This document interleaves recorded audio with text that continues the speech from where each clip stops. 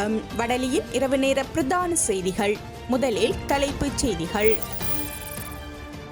அனுர ஆட்சியிலும் நீதி கிடைக்காது. வடக்கு கிழக்கில் காணாமல் ஆக்கப்பட்டோரின் உறவுகள் போராட்டம்.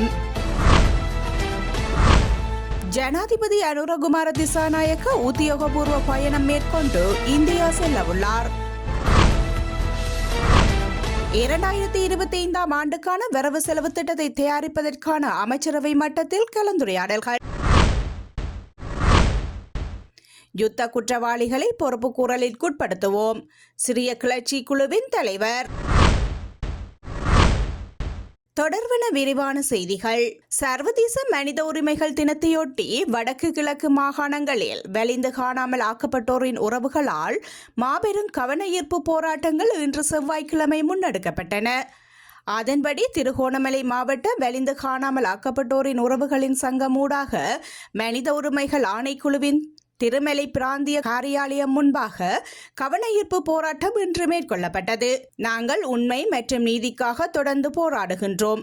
நாங்கள் கேட்பது இழப்பீட்டையோ மரண சான்றிதழையோ அல்ல, முறையான நீதி விசாரணையே போன்ற வாசகங்கள் அடங்கிய பதாதைகளை ஏந்தியவாறு கவன ஈர்ப்பில் ஈடுபட்டனர். வேண்டாம் வேண்டாம் OMP வேண்டாம். மனித உரிமைகள் இல்லாத நேரத்தில் மனித உரிமைகள் தினம் எதற்கு? சர்வதேச நீதி வேண்டும். வெள்ளை வேனில் கடத்திய எங்கள் பிள்ளைகள் எங்கே? வேலைக்கு சென்ற பாடசாலை சென்ற எங்கள் பிள்ளைகள் எங்கே? போன்ற கோஷங்களையும் இதன்போது அவர்கள் எழுப்பியிருந்தனர். இதேவேளை முல்லைத்தீவு மாவட்ட வலிந்து காணாமல் ஆக்கப்பட்ட உறவுகளின் சங்கத்தின் ஏற்பாட்டிலும் முல்லைத்தீவு மாவட்ட செயலகத்திற்கு முன்பாக இன்று கவன ஈர்ப்பு போராட்டம் மேற்கொள்ளப்பட்டிருந்தது. போராட்டத்தின் போது வலிந்து காணாமல் போனோருக்கு மரண சான்றிதழ் வேண்டாம், இழப்பீடு வேண்டாம், காணாமல் ஆக்கப்பட்டோர் அலுவலகம் வேண்டாம், சர்வதேசமே நீதியை தா போன்ற பல்வேறு கோஷங்களை எழுப்பி போராட்டத்தை மேற்கொண்டிருந்தனர். குறித்த போராட்டத்தின் போது வன்னி மாவட்ட பாராளுமன்ற உறுப்பினர் துரைராவசா ரவிகரன், சமூக செயற்பாட்டாளர்கள் மற்றும் காணாமல் ஆக்கப்பட்டவர்களின் உறவினர்கள் என பலரும் கலந்து கொண்டிருந்தனர். ஜனாதிபதி அனுரகுமார திசாநாயக்க உத்தியோகபூர்வ பயணமாக எதிர்வரும் 15ஆம் திகதி ஞாயிற்றுக்கிழமை இந்தியாவிற்கு பயணம் மேற்கொள்ளவுள்ளார். இந்த தகவலை இன்று நடைபெற்ற வாராந்த அமைச்சரவை அறிவுகளை முடிவிக்கும் ஊடகவியலாளர் சந்திப்பில் கலந்து கொண்டு உரையாற்றும் போதே அமைச்சரவை பேச்சாளரும் அமைச்சருமான கலாநிதி நலிந்த ஜெயதிச குறிப்பிட்டுள்ளார். டிசம்பர் 17ஆம் திகதி வரை இந்தியாவில் தங்கியிருக்கும் ஜனாதிபதி இந்திய பிரதமர் மற்றும் ஜனாதிபதியுடனும் மேலும் பல அதிகாரிகளுடனும் சந்திப்புகளை நடத்தவுள்ளதாக அமைச்சர் மேலும் குறிப்பிட்டார்.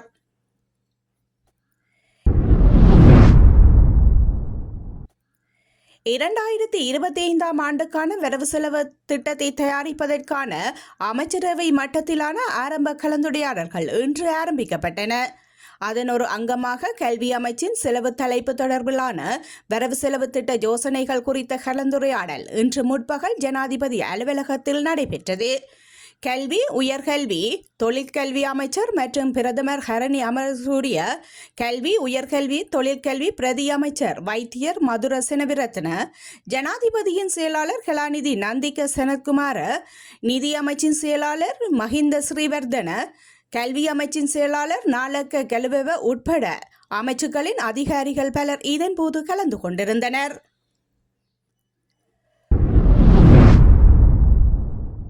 உலக உணவு திட்டத்தின் கீழ் இலங்கை அரசாங்கத்திற்கு மானியமாக 55,000 metric tonne muriate of potash உரத்தை பெற்றுக்கொள்வதற்கு அமைச்சரவை அங்கீகாரம் வழங்கியுள்ளது.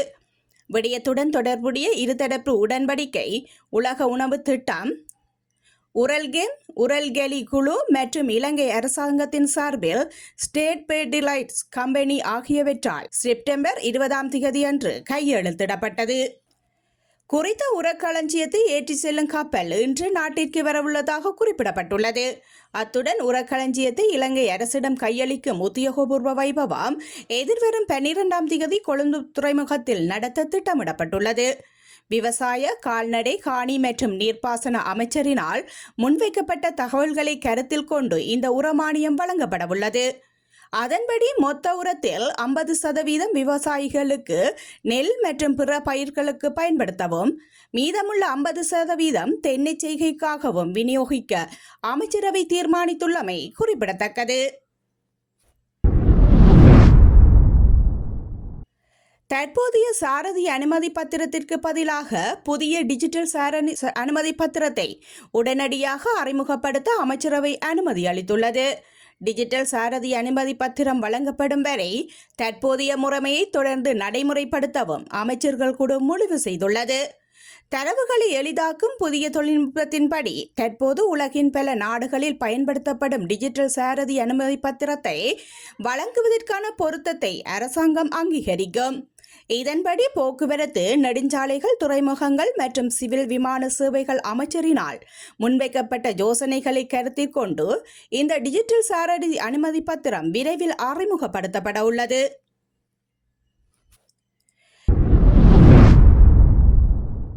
2024ஆம் ஆண்டுக்கான கல்வி பொதுத்தராதர பொது பரீட்சைக்கான விண்ணப்பங்களை கோரும் நடவடிக்கை இன்றுடன் முடிவடைவதாக பரீட்சைகள் திணைக்களம் தெரிவித்துள்ளது.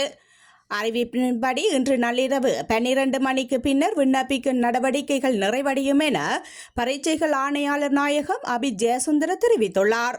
அதன்படி தேர்வுக்கு விண்ணப்பிக்க கடந்த நவம்பர் 5 முதல் 30 வரை கால அவகாசம் வழங்கப்பட்டமை குறிப்பிடத்தக்கது.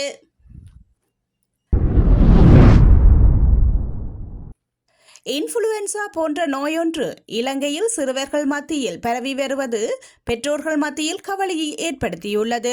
காய்ச்சல், குளிர், தலைவலி, மூக்கு ஒழுகுதல் அல்லது அடைத்தல், தசை அல்லது உடல்வலி, குமட்டல், சோர்வு, பசியின்மை போன்ற காய்ச்சலின் அறிகுறிகளாக இவை தெரிவிக்கப்பட்டுள்ளன. ஒரு பருவகால நோய் என குறிப்பிட்டுள்ள மருத்துவர்கள் அண்மை காலமாக நோய் நிலைமை அதிகரித்து வருவதாகவும் தெரிவித்துள்ளனர். ஆகவே சிறுவர்கள் குறித்து கவனமாக செயற்படுமாறும் அவர்கள் கோரிக்கை விடுத்துள்ளனர். சிறிய மக்களை சித்திரவதைக்கு உட்படுத்திய முன்னாள் ஜனாதிபதி பசார் அல் அசாத்தின் அதிகாரிகளின் பெயர் விவரங்களை வெளியிடப் போவதாக தெரிவித்துள்ள சிரியாவின் கிளர்ச்சி குழுவின் தலைவர் யுத்த குற்றவாளிகளை பொறுப்பு கூறலிற்கு உட்படுத்துவேன் என தெரிவித்துள்ளார். யுத்த குற்றங்களில் ஈடுபட்ட இராணுவ உயர் அதிகாரிகள், பாதுகாப்பு அதிகாரிகள் குறித்த தகவல்களை வெளியிடுபவர்களுக்கு சன்மானம் வழங்கப்படும் என அவர் தெரிவித்துள்ளார். குற்றவாளிகளை, கொலைகாரர்களை சிறிய மக்கள் சித்திரவதை செய்த பாதுகாப்பு தரப்பினரை பொறுப்புக்கூறலுக்கு உட்படுத்துவோம். யுத்த குற்றங்களை தேடுவோம். அவர்கள் வெளிநாடுகளில் இருந்தால் அவர்களை ஒப்படைக்குமாறும் வேண்டுகோள் விடுப்போம் என அவர் மேலும் குறிப்பிட்டுள்ளார்.